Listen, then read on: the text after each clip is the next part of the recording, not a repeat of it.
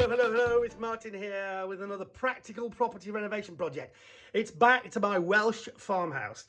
Quite simply the most ambitious and challenging project that I've ever taken on. Built in 1652, it's grade 2 star listed as a house of significant scientific architectural interest. A classic mid 1600s Welsh farmhouse with lots of original features, and as such I've got to treasure it, but I've also got to save it from falling apart, which is currently what it is doing. So what am I going to do for this place? Make sure you like this video, make sure you subscribe to the channel.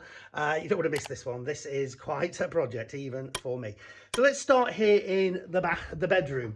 So this is the master bedroom, and one thing this house really lacks is bathroom facilities. There's only one lot downstairs, a bathroom and a separate sort of weird area, which I'll come to in a minute. So I really want to make sure that we've got bathrooms in the room. So this is an old I don't know what it was exactly. I guess it was like an airing cupboard. It had originally had the immersion heater in it. So that is big enough for an ensuite. So maybe a shower and a toilet in there. That's the starting point. Then we come to the need for a family bathroom in this property, and I'm aware that this here is a stud partition wall, which is basically part of this room here, which is this tiny little, well, not tiny, but one of the bedrooms. So master plan here is to divide this room in half to create a bedroom, a smaller bedroom on one side, and then this side will be a bathroom, a family bathroom. There's also this little cupboard here. But what's interesting is at the end here, make sure you do this when you go around properties. That's a stud partition wall. Well, and again, and I'll show you where the other side of that is in a minute, because that's part of the plan. Block that up, close that off, so you've just got this one small room here, and then a pretty good sized bathroom there. Then through into the other main bedroom, and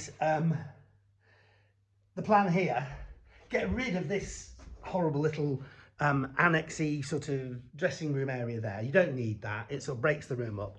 But this here, solid wall, listen to the noise. Stud partition difference, notice?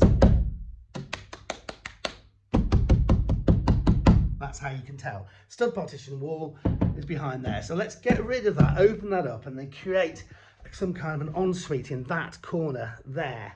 I did think about opening up the roof. I mean, that would be amazing, but I'm just a bit concerned that the state of the stuff upstairs is not so brilliant. So I've got that. Oh my goodness, I've remembered. I've forgotten to show you last time, down this little corridor where you've got this unbelievably cute little doorway leading to another bedroom. Right through there into here. It's all dark, all the light bulbs have gone, but a really interesting space. Large window, which is good for a fire escape, because I wouldn't want to be trapped in here if there was a fire downstairs. So you can definitely get out there. So keep that pretty much as it is. Then major things downstairs. General refurb. I haven't got to tell you what to do with the windows yet. This is a major problem, right? The bathroom. Well, this is the toilet. But again, stud partition, solid stud partition. So I'm thinking we're going to take that out. We're going to move the toilet into that area there, which is where the shower on the other side is, to create a shower stroke toilet here. And then the other side of that, which is around here, which is this horrible room here. That's the shower, if you remember, as it is. Block that off just literally there. So that is, you've got the toilet will then be there. You've got the window, which is really nice, and then the shower's on that side, and then in here, just turn this into sort of like a drying utility room. This is obviously going to be an outdoorsy place. People are going to come here and want to go mountain biking. They're going to go, go walking. They're going to go to the zip line that they're building just up the road. And so this can be a drying area for all wet stuff. So just make this into a really good size drying area for all those sort of bits and pieces that you never really have space to do.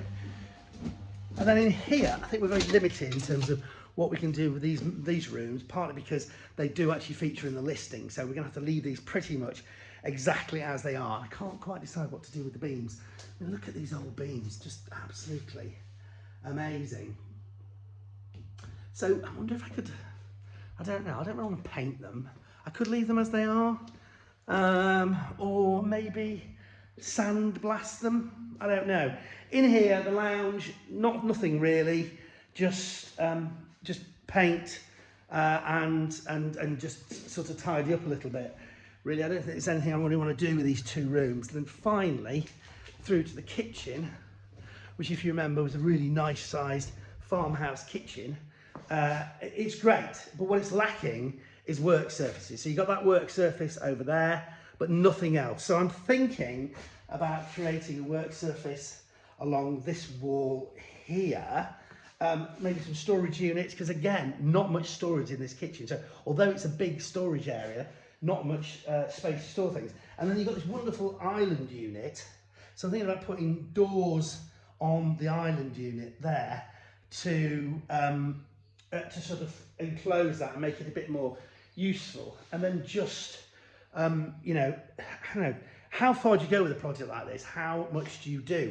I mean, you could just go completely over the top and spend absolutely millions sorting this place out. But I want to make it just watertight. So that's the first and most important thing, is get those chimney stacks sorted out.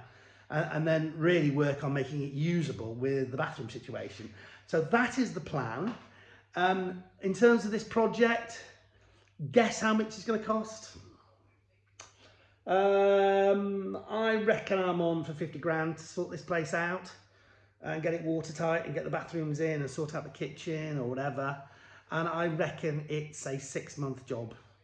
So let's see if I'm right for a change. You can follow the whole thing as we go along. So make sure you like this channel, make sure that you like this video, make sure you subscribe to the channel. And I'll be back in a few weeks or so. Well, actually, it might be a bit longer because I've got to apply, first of all, for listed buildings approval for any work that I'm doing. So there may be a bit of a gap, and there's no guarantee they'll give it to me and allow me, to do what I want to do. Their job is to preserve architectural history. I think I'm just doing things sympathetically, and I'm not changing the character of the building. I'm getting rid of stud partition walls, not actual old walls. So I'm not changing it to something it wasn't when it started out its life. So I hope they agree. You never know. Anyway, yes, we'll be back with more of this at some point in the future.